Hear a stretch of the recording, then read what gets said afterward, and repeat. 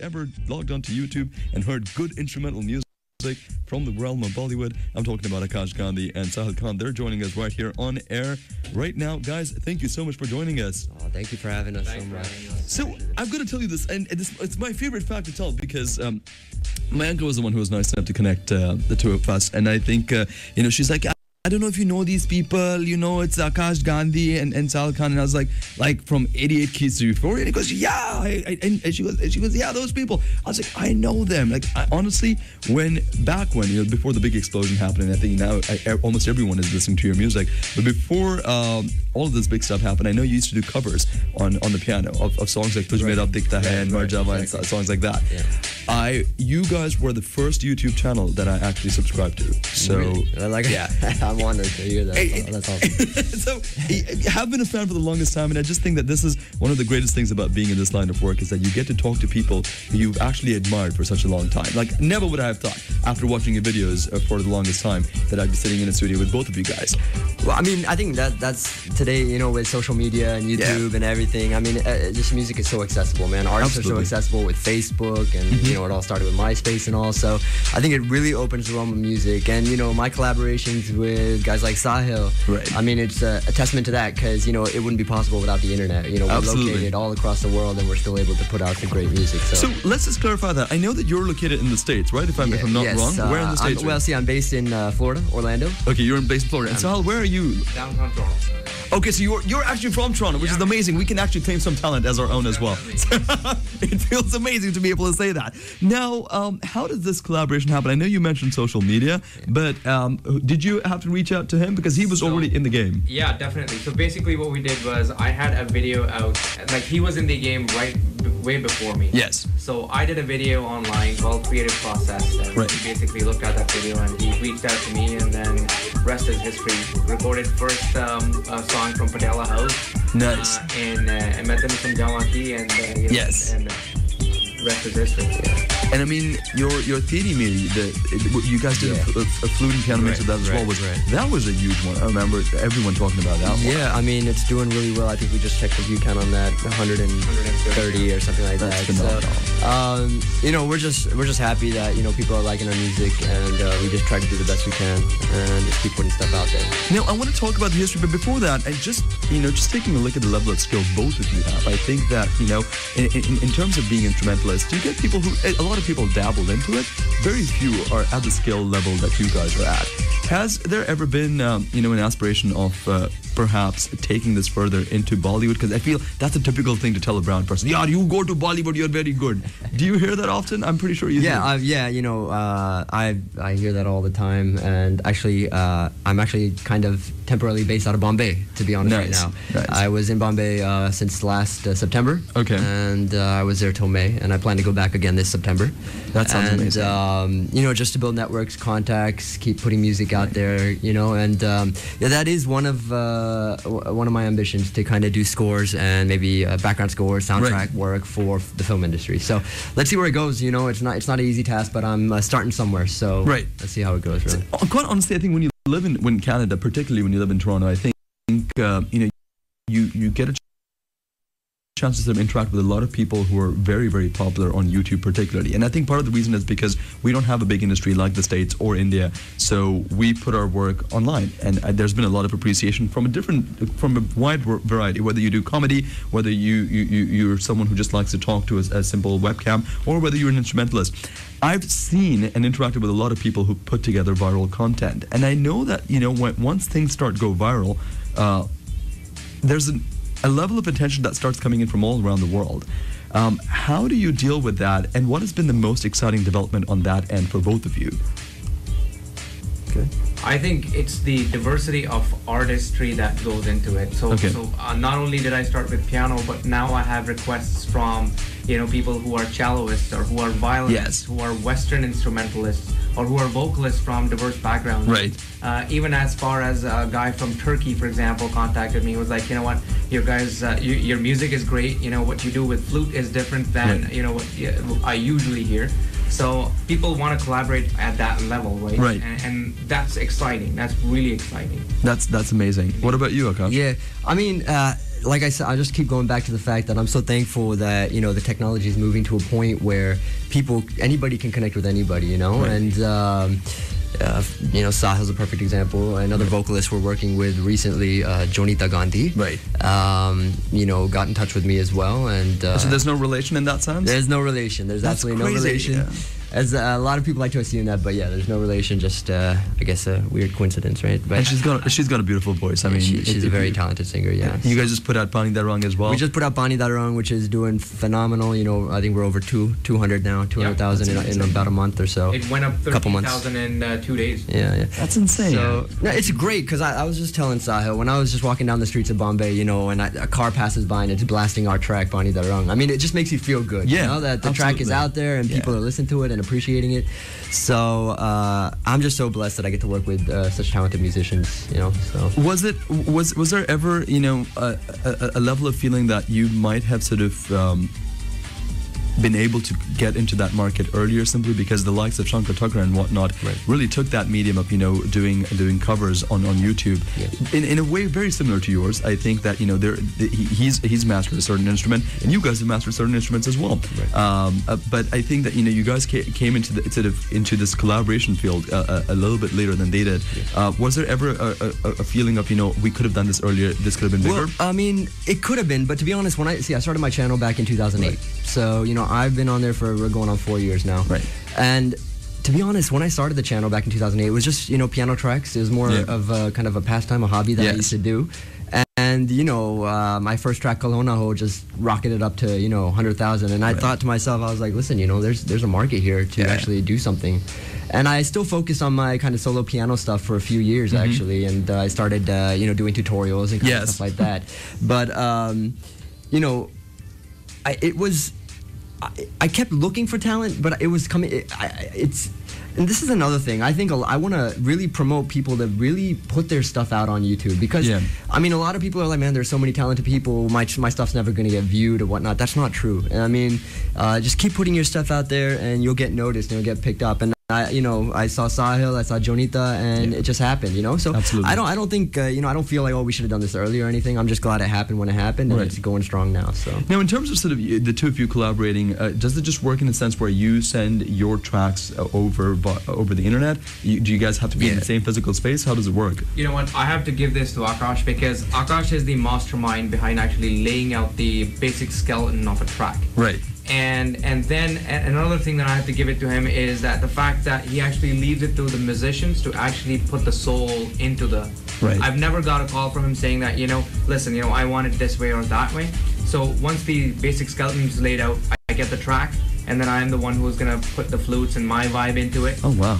At times I do the final mixing, and then it's ready to actually be shipped out for the video and that.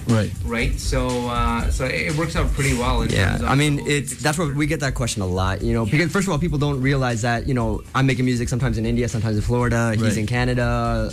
He's mixing it. Some of our mixers are somewhere else. Our video editors is another part of the world. So, you know, basically, you know, I come up with a track. I give him just very rough ideas of what I want, and I trust his musical abilities to kind of just take it to another level, and then I put whatever touches I need to, and we just do it like that. And that's great. I think that just speaks to your independent talents as well, that there's no one infringing on the other person's creative process, which is really exciting. Where did your journeys begin in terms of music? How young were you when you started practicing with piano for you and flute for you? Well, I started playing piano back when I was about 8 or 9, so it's been almost 20 years or so. That's phenomenal. Just get my age away, but so I took Western classical classes, you know, private lessons, you know how parents make their kids take it. So it was more of a chore. I didn't like to do it. It was more homework, sheet music. I was like, you know, I wanted to go out and play with my friends and stuff. And I did that for about 9 years. And then I went off to college, and I stopped the classes, and I just kind of threw the sheet music out the window, and I just really started to learn the instrument for what it is, you know, from the inside out. And I just started to play by ear, just, you know, on my own. And that's where I really kind of understood the instrument, and I guess that's where it kind of took off, you know, when you really kind of understand what you're doing, and it's not just theory all the time. So. For me, it started even earlier than that, I guess, almost like 20 years back. Okay. And essentially, I never learned music per se from anybody.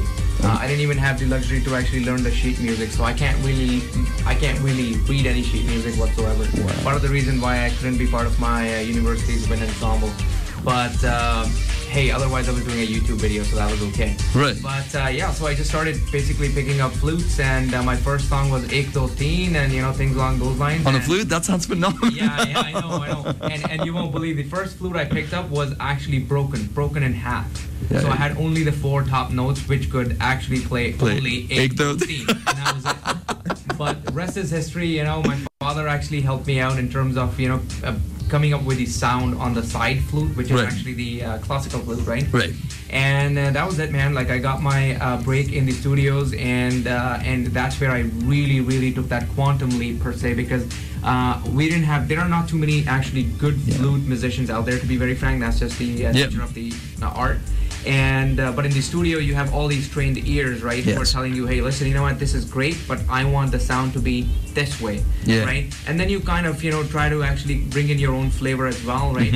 And at the end of the day, I have a few idols that I really look up to and admire in Bollywood, right? Like whom? Like Naveen Kumar, for example, right? He is the house flautist for A.R. Rahman. Okay. Right, anywhere from Tu Hi Re to all the Chamak Chalo tracks, for example, right? Yep. He's the man behind any and every flute, any and every wind instrument that you can hear, right? So I mean, I really look up to him, and you know what, honestly, going forward, that's exactly what I want to do, diversify my flute. I've been talking to a couple of guys in here to get Chinese flutes and Hulsi and things along those lines, and incorporated that sound into our acoustic tracks, right? That will obviously bring in a completely different angle. So, and every flute had a different sound. That's the amazing part. It does. I have a set of 40 flutes, right? Wow. Now on a piano, as you can imagine, you've got a huge range, right? Yeah. You carry one piano and you've got 8 octaves there to play with, right? Flute, obviously, you are limited by 2 octaves and 1 key. Yep. Right, yep. so basically you have to carry 40 flutes, right? That's it's funny that you bring that up. We were doing an arrangement day before yesterday, Aakash and I, and I was playing 4 flutes in that production, in that specific track. That is insane. Yeah, I think we spent half the time just waiting for him to find the right flute to play. Well, that's just the nature of the art, man.